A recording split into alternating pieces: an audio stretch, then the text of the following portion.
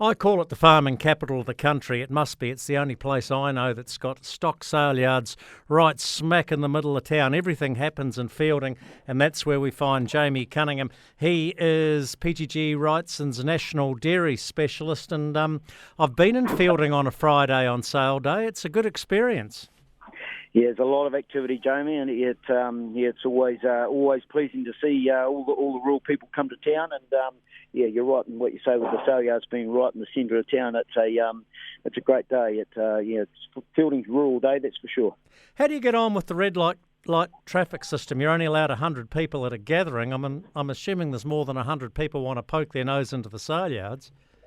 Yeah, Jamie, look, there's no not finding that as a problem. You know, we've got you obviously have to have a vaccine pass to come into the sale yards, which is good. Face masks, etc. when you're inside, and obviously with the two sales, happening, being the sheep sale outside and the cattle sale inside, we seem to be managing that well, and it's not causing us any concerns.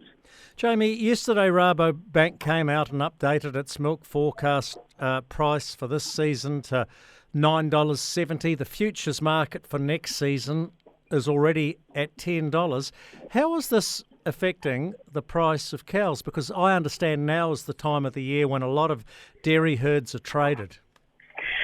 Yeah, Jamie, that's right. Our teams are busy at the moment, conducting, forward sales on dairy herds, and the pricing's interesting. Comparative to the payout, some would say that the herds possibly haven't gone to the highs that maybe some have expected, but the good herds sort of trading anywhere from sort of 1850 through to early 2000s. So they're ticking along nicely, strong inquiry. But they haven't gone silly like we have seen in back in the boom when the growth was happening in the South Island, that's for sure. Yeah, well, they were getting up to $2.5, up to $3,000 for the really good ones. I think. Look, a dairy cow at $1,800 or $2,000 or something wouldn't take that long to pay herself off.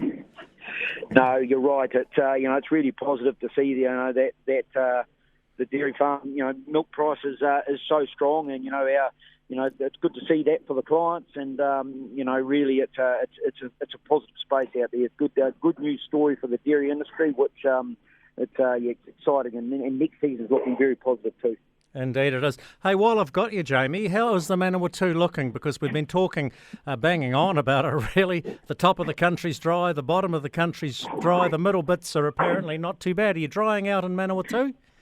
Yeah, look, we're not too bad. We're really in need of another good rain now. We got a substantial amount of rain in that sort of, Christmas, New Year period, and we now had another good sort of couple of 100 mils of rain in early February. But really looking for that rain again now. But all in all, to be fair, for a normal year, we're in pretty good shape. But definitely would welcome another rain now. Now, I was talking to some of the head honchos at PGG Wrightson the other day. We were on one of these things called a Zoom call, and one of them said to me, ask Jamie Cunningham how he got his nickname Diesel.